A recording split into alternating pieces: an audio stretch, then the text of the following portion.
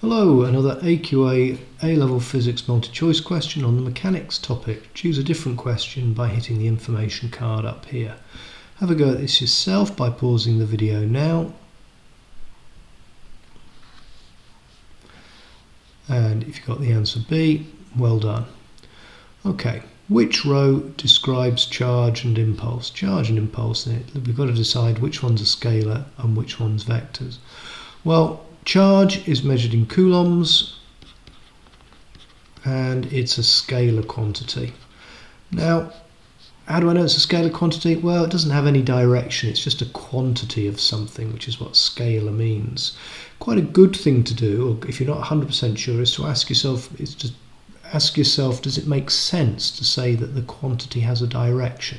So would it be sensible to say there's 5 coulombs of charge to the left? There's 5 coulombs of charge to the right? Not really. So it must just be a scalar quantity. Okay, so impulse. Impulse on your data sheet is given by the force multiplied by the change in time.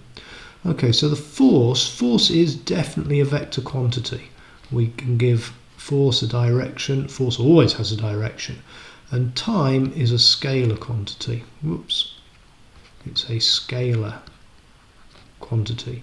If we multiply vector and scalar quantities together, the product is always a vector. So impulse must be a vector. So the answer is B.